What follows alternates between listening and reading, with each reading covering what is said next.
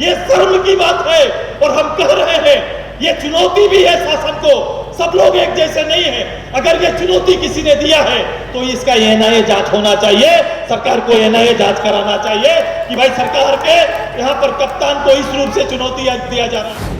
कहीं ना कहीं खड़ा होकर अगर आदरणीय गुरुजी वर्तमान सरकार की कार्यशैली को अगर निहार रहे हैं, देख रहे हैं, तो उनकी आत्मा भी कहीं ना कहीं रो रही होगी और ये कह रही होगी कि ये सपनों का झारखंड मेरी कल्पना का हिस्सा नहीं है और इसको मैंने नहीं देखा था और ये निश्चित से हम ये आशा नहीं करता कहते थे कि हमें लूटने वाले बाहर के हैं, लेकिन आज हमारे आबरू को लूटने वाले कोई बाहर का नहीं, हमारा ये धरती पुत्र और संघर्ष पुत्र का बेटा ही इसका नेतृत्व कर रहा है। यही दशा प्रदेश का।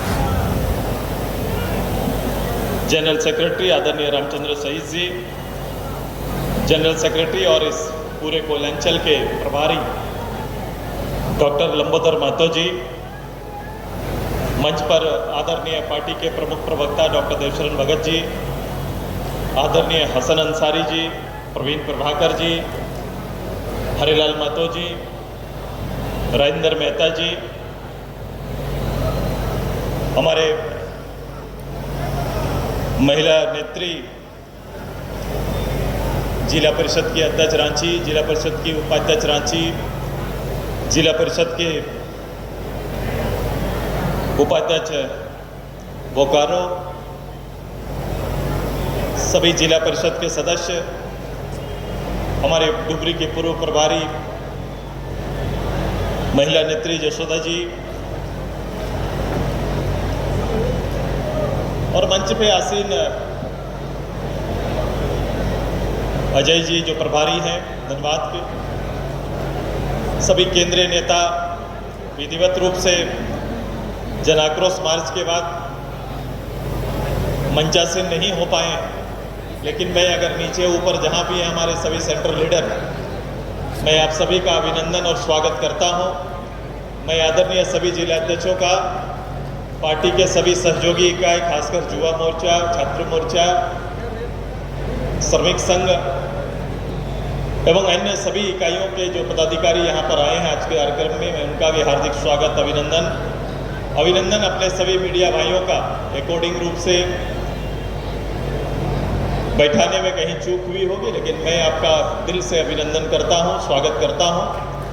और पूरे प्रदेश से आए हुए हजारों हजार की तादाद में धनबाद के इस 42-43 डिग्री के इस तापमान पर पिछले दिन की घटना के आक्रोश में जो आप लोगों ने 5 से 6 किलोमीटर की इतनी लंबी पदयात्रा करी है, मैं आप सभी का कोटि कोटि आभार व्यक्त करता हूं, बहुत बहुत धन्यवाद देता हूं। मैं आज इस मंच से अपने उन नेताओं का, भारत के उन वीर सपूतों का जो हमारे बाएं ओर और दाएं ओर, जिनकी आकृति, जिनकी स्मृति के तौर पर रखी गई, देश के आज़ादी के नायक, देश के आज़ादी में इस भूभाग के नायक और स्वतंत्र रूप से झारखंड के लिए संघर्ष करने वाले वीरों की छवि हमारे सामने, प्रत्यक्ष रूप से आदरणीय धरती आबा बिरसा मुंडा की मूर्ति भी सामने। आज पार्टी अपने इस 40 साल के सफर को इस सभा के माध्यम से सफर के प्रारंभ होने का और आज सफर के इतने वर्ष के बाद हम कहाँ खड़ा हैं और हमारी चुनौतियां क्या है, इस पर विस्तार से हम सभी लोग चर्चा करेंगे। सफर 40 साल पूर्व प्रारंभ हुआ। सफर सीधे तौर पर इस झारखंड की इस धरा और इस माटी को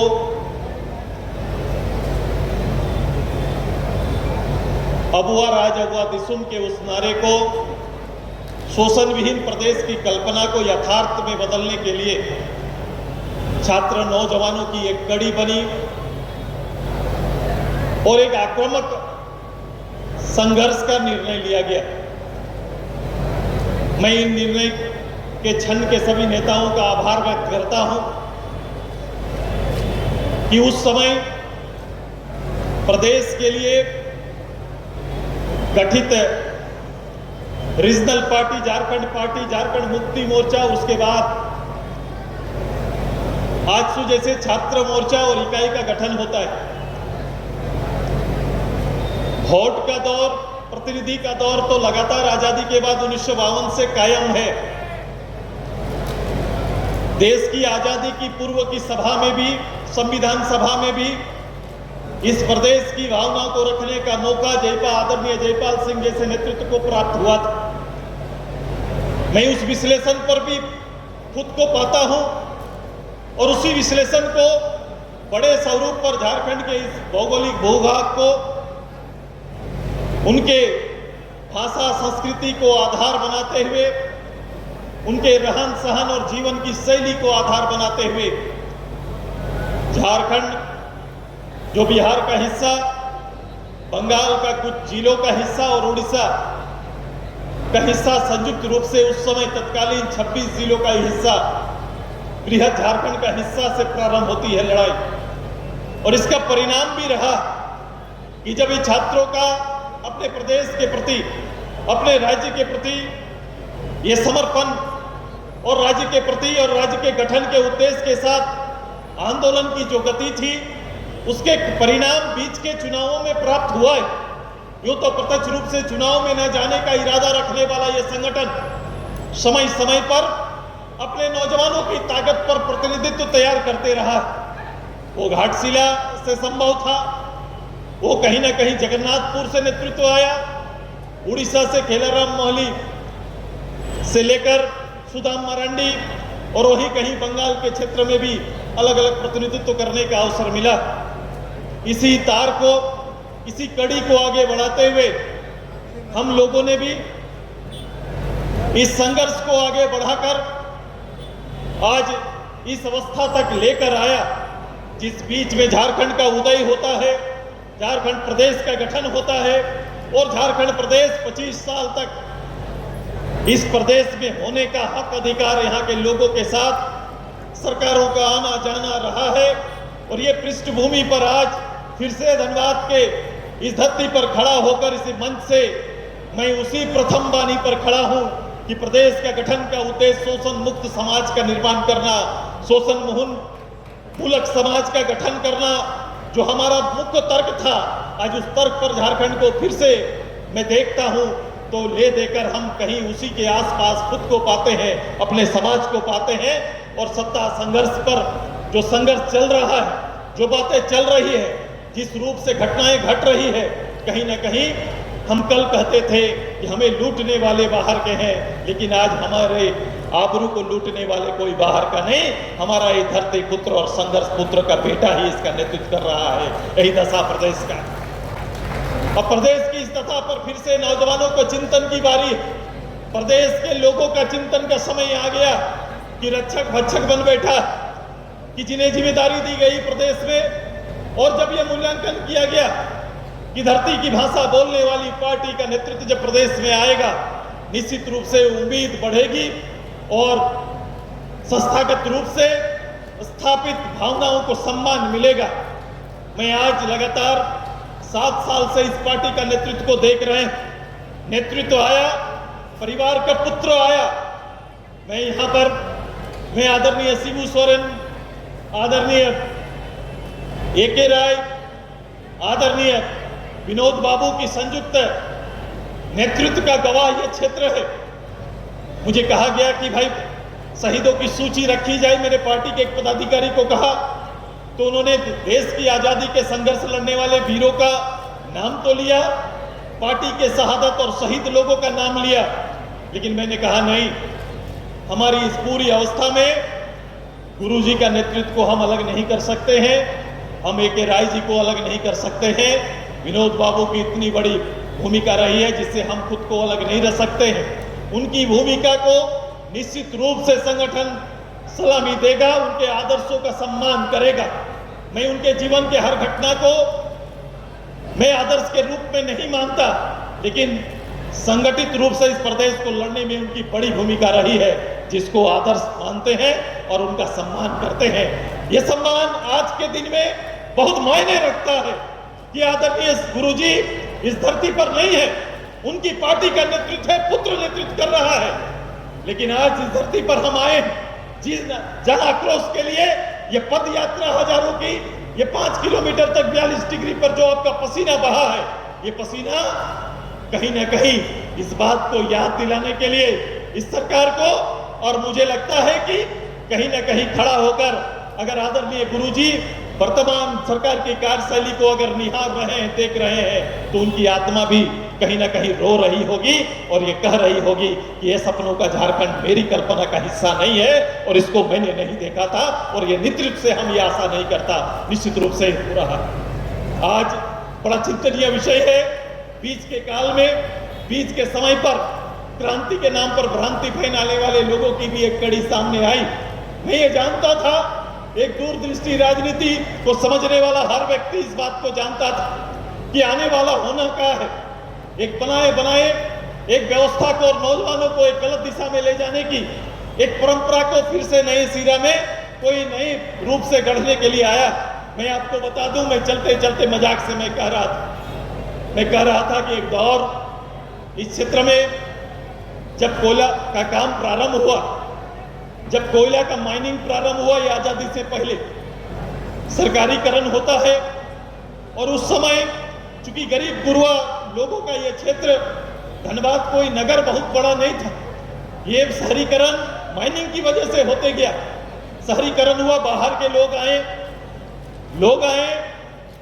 तो लोगों ने यहाँ के मजदूर लीडर के रूप में सबका पदार्पण हुआ। बड़ी बात है। जो नेता भी यहाँ पर आए हैं, मजदूर नेता के रूप में आए।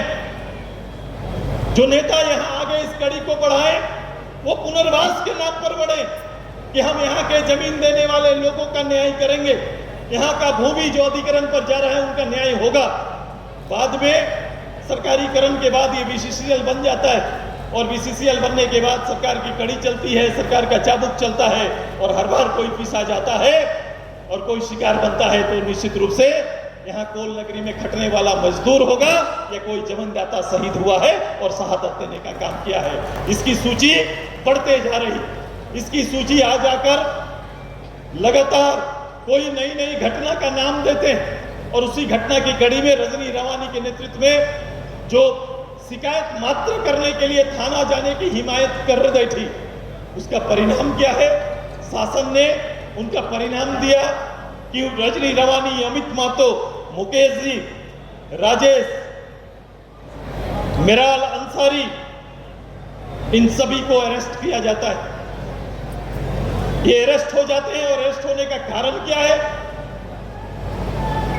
कि शासन द्वारा बनाया गया ये 90 के दशक के कुछ कला है पुलिस प्रशासन का। जब बिहार में लालू जी की कांग्रेस की सरकार होती थी, उस समय झारखंड आंदोलन करने वाले हजारों लोगों को अलग अलग केस मुकदमे फंसाकर उनको डराने की व्यवस्था बनाई गई थी। हर मुकदमा जिसे झारखंड आंदोलनकारी कहते हैं, आईपीसी में कोई भी सेक्शन को इस रूप से डाला गया है जिसमें कोई भी आंदोलनकारी सीधे तौर पर कोई भी केस मुकदमा कहीं पर भी झारखंड आंदोलन का जिक्र करते हुए नहीं किया गया है। क्योंकि मैं पहला मूल्यांकन करता हूं, मैं होम मिनिस्टर के रूप में इस प्रदेश के जितने भी आंदोलनकारी को सूचीबद्ध करने का निर्णय लिया। मैंने विधिवत रूप से कमेटी बनाई, मैंने पदाधिकारियों को पदेन सचिव रखा, और नेतृत्व करने का अवसर मैंने झारखंड मुक्ति मोर्चा आजसू और तत्कालीन उस समय के नेता डॉक्टर रामदयाल मुंडा से लेकर मैं सारे पूर्व झारखंड मुक्ति मोर्चा के विधायकों को मैंने उसका नेतृत्व देने का काम किया। मैं जानता था कि अगर ये नेतृत्व जन नेताओं के हाथ में ना रहेगा, अगर एसपी डीसी के हाथ में ये काम मैंने दे दिया या सौंप दिया, तो कभी भी न्याय नहीं मिलेगा। क्योंकि आईपीसी में कहीं इस बात का जिक्र किया ही हुआ नहीं। मैं अगर किसी भी नेता की बात करूं तो उसका हर कोई कांड उसके द्वारा हर आंदोलन को कहीं ना कहीं इस रूप से दर्शाया गया है जैसे कोई चोरी, लूट, डकैती के रूप में दर्शाया गया है। आज उसी के आज तक 7 साल चलने को है। 7 साल तक सड़क पर झारखंड के लिए लड़ने वाले अपने न्याय की भीख अपने ही गवर्नमेंट से मांग रहे हैं। हम अपने ही प्रदेश में अपने नेतृत्व से, अपने झारखंड मुक्ति मोर्चा के नेतृत्व से झारखंड मुक्ति मोर्चा अपनी पृष्ठभूमि की मांग कर रहा है। यही सरकार का चरित्र है, यही चरित्र को आप देखने को पा रहे हैं। आइए, एक ऐसे समय पर हम सब खड़े, ऐसी चुनौती आपके सामने है। ये कोई साधारण खेल नहीं है। अगर कोई सरकारी पदाधिकारी यहाँ बैठकर मनगढ़ंत केस मुकदमा अगर गढ़ रहा है तो आपको फिर से खुद को 90 की दशा में लाना पड़ेगा, फिर से या झारखंडियों को खुद को तैयार करना पड़ेगा। ये छोटे मोटे इनकलाब से नहीं, एक बड़ा इनकलाब की तैयारी आप सभी लोगों को करना पड़ेगा। इसकी तैयारी हम सब ने कर दी, हम तैयार हैं।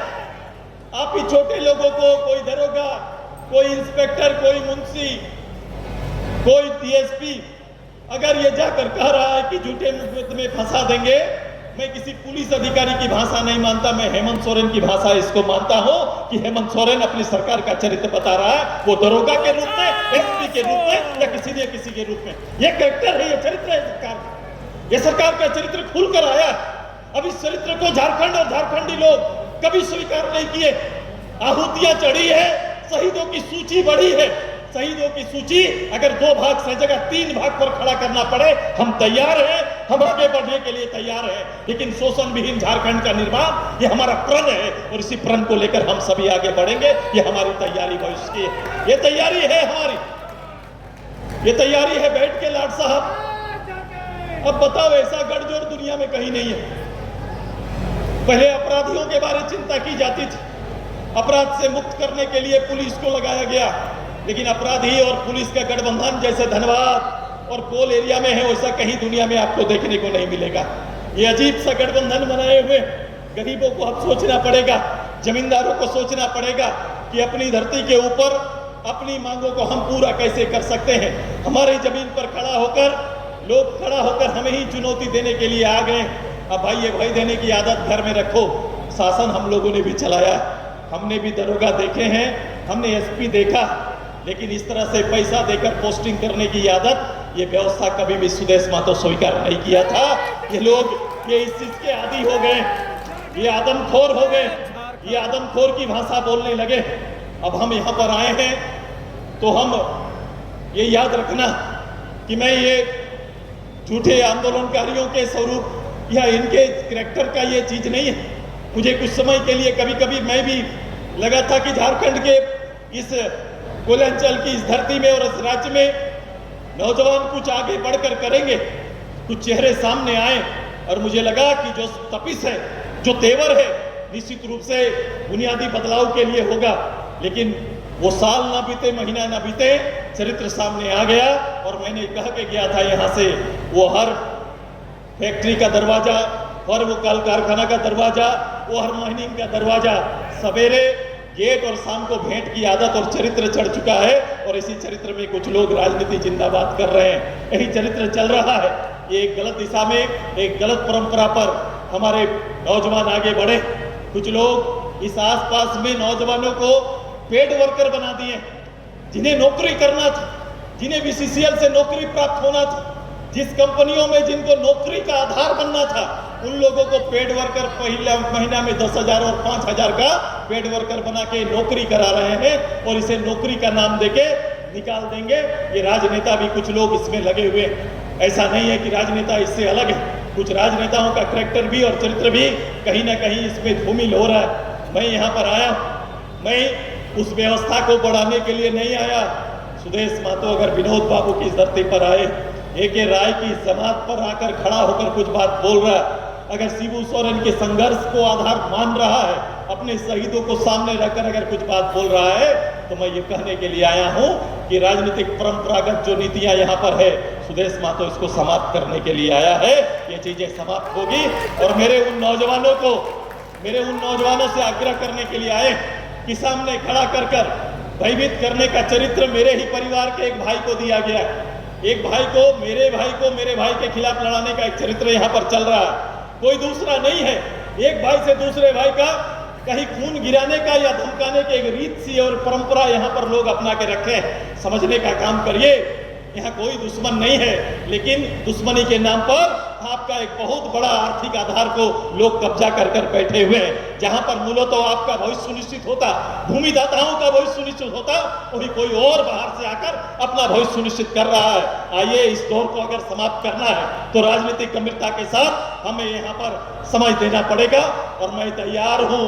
मैं केवल आज सांकेतिक संकेत देने के लिए आया हूं। ये बात सुन लीजिए कि जो आप कर रहे हैं, जिसे आप बहादुरी मान रहे हैं और जिसे मैं किसी और का नहीं, राज का मुखिया जिस व्यवस्था को संचालन कर रहा है, हमने संघर्ष किया है। जीटी रोड पर खड़ा होकर हमने दिल्ली और पटना की सरकार को हमने हिलाने का अगर काम किया है तो आप तो ये प्रदेश के अंदर बीसीसीएल के माइनिंग चल रहे हैं। मजेदार बात है कि बीसीसीएल का माइनिंग जो तथाकथित कागज पर है, जितना बीसीसीएल का माइनिंग नहीं है, वहां निजी माइनिंग पुलिस कप्तान के सर्टिफिकेट से और हेमंत जी के सर्टिफिकेट से यहां पर चल रहा है। बताओ कि ये पहला देश की घटना जिसे एक अपराधी सदर सामने वीडियो जारी करके एसएसपी को खुलेआम चुनौती देता है और ये कहता है कि आपके अपराध के अंग कहां कहां पर हैं, इसे हम बताने का काम आपको कर रहे हैं। लेकिन उसके बाद उसके खिलाफ में कभी आकर उसका विरोध करना, उनके बातों का खंडन आज तक सरकार की ओर से हुआ नहीं। ये सरकार की ओर से हुआ नहीं, ये शर्म की बात है। और हम कह रहे हैं ये चुनौती भी है शासन को, सब लोग एक जैसे नहीं है। अगर ये चुनौती किसी ने दिया है तो इसका एनआईए जांच होना चाहिए, सरकार को एनआईए जांच कराना चाहिए कि भाई सरकार के यहाँ पर कप्तान को इस रूप से चुनौती दिया जा रहा है। और कुछ बात अपराध के कहे जा रहे हैं, कुछ बात फाइनेंशियली गड़बड़ी का कहा जा रहा है, कुछ बात उनके लिए कहा जा रहा है। इसको सरकार को स्पष्ट करना पड़ेगा और इसके लिए अगर वो खुद पहल नहीं करेंगे तो इसका पहल करने के लिए हम लोग आगे बढ़ेंगे ताकि दूध का दूध और पानी का पानी हो जाए। ये तैयारी करेंगे भाई। जो लोग एक